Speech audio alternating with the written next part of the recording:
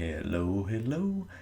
I wanted to share some little tips that I have learned over the years about designing card backs and making them a little bit more durable. I'll be referring to bleed, trim, and safe zone a lot. So, what you should know about card printing is that typically cards are printed on large sheets with many cards to a sheet in the high double digits. It's very sensitive to trimming misregistration. If the sheet kind of shimmies a little bit when the blade is cutting down through a large stack of sheets, that stack can shift a little bit by a millimeter or two. So as a result, we set up cards with 3 millimeter bleeds beyond the trim line being the actual size of the card when it's actually cut out. And for the same reason, there is an internal safe zone that is 3 millimeters within the trim line. So what I want to show was 4 sample options of card frames that may be useful to you to refer to as you design your card backs. So starting from the top here, you'll see the self-contained frame option, which is very common in poker-style card backs or Euro games. The solution here to survive the misregistration possibilities in the printing process is to simply just not have any imagery go to the trim line or beyond. All of the artwork is contained within the safe zone in a clearly defined border. There are other ways of handling cards now, especially now that full bleed imagery is possible. So here are some other options for doing that safely. So for example, your card border could have elements of it that go beyond the edge, but making sure that any lines that extend beyond the edge are between 45 and 90 degrees relative to the trim. The more you make lines that are parallel to the trim, the more obvious it becomes when a misregistration has occurred, because you have the direct point of comparison of the trim line to the line that is in the card art. But when the lines are perpendicular, especially if they're well away from the corners, it makes it less obvious whenever there's been a slight offset in the printing process. Another pretty safe option is using noisy textures. In this case, I've just used plain static, like from a TV screen, but there are a lot of noisy textures that you can use. Most commonly in cards, you'll see the textile patterns being used, like paper or fabric, sometimes leather. These are all fine. Just make sure that the textures are really noisy and pretty homogeneous, because if there are key details, say a very prominent wrinkle in a piece of paper or a spot on a piece of leather that is very discernible, then a sharp-eyed player may be able to tell when that little key detail is slightly cut off or slightly offset on the card, and thus be able to recognize that card from the back. Another option is to use whatever art you like on the card back, but just make sure that it blurs to the edges. And by that I mean it becomes a flat or a noisy pattern when it reaches the edge of the safe zone. So it doesn't necessarily have to go into a flat color the way I have it here in this example. It can go into a textured pattern as shown on the left side here, but the point being that you want to avoid the distinct details of an image being too close to the edge of the safe zone. If they're blurred or have a soft gradient, then it becomes less easy to discern when a card is offset. So those are some pretty safe and durable options, but these can result in kind of boring card backs.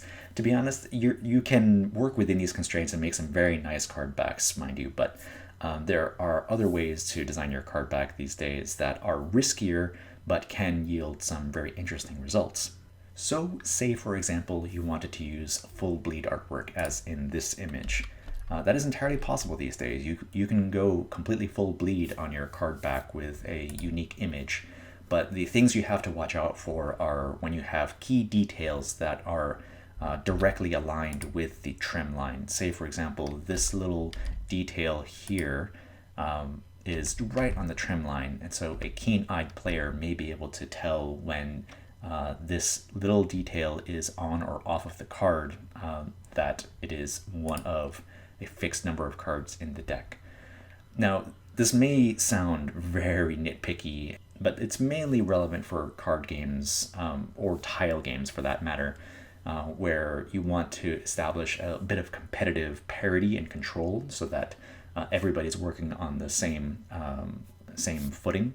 If your game is very casual, say a party game, a family game, or a trivia game, where it may not be as much of a concern for your game to be tournament legal per se, then you can go ahead and do whatever you like and just trim wherever you like. And be that as it may, every card deck may be slightly misregistered and a little bit off. But if it's not important for your game, it's not important for your game.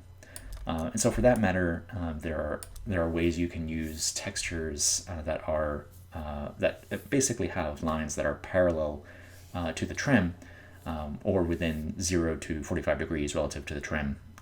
So the thing that you still have to kind of watch out for, if it is a concern for you, is when this pattern is just barely aligned to the trim, to the point where, say, this dark edge on the left side was slightly visible or slightly off, depending on whether the blade cuts in or out of that trim line. So just be careful of that. There are ways you can set this up so that, say, for example, you wanted to enlarge it or shift it over to the point where you get it just to the point where on this left side that the pattern doesn't have any part of the image that is directly parallel to the trim line or aligned directly to the trim line, where it's a little bit more durable.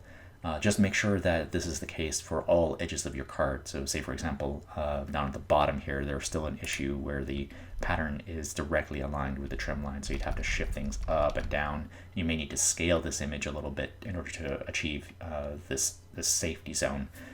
But there are ways you can use grids like this that still work and keep things relatively safe.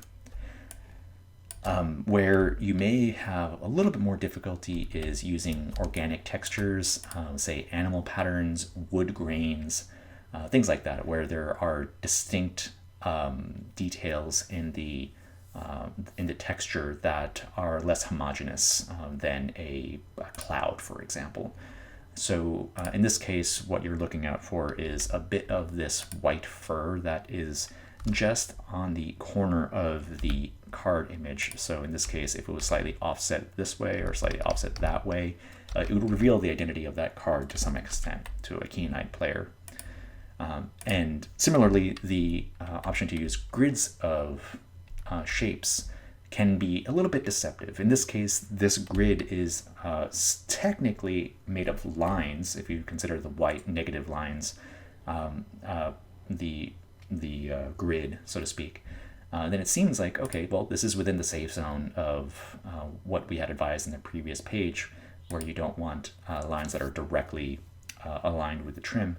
But nevertheless, there are still pattern details here that are aligned with the trim. Say, for example, the corners of these diamonds are slightly inside or outside of the trim line. And again, if you're not concerned about a competitive legal standard on your cards, then it's not so much of an issue, but it is something to look out for if this is a concern for you at all.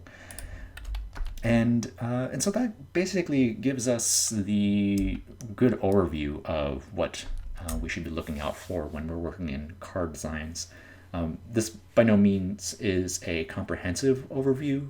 It just kind of gives you the basics of what to look out for, what you can do, and hopefully this helps you crystallize a little bit what you want to do with your card backs. If you have any questions, please feel free to ask, and I'm happy to answer in the comments. Okay. Thanks very much. Bye.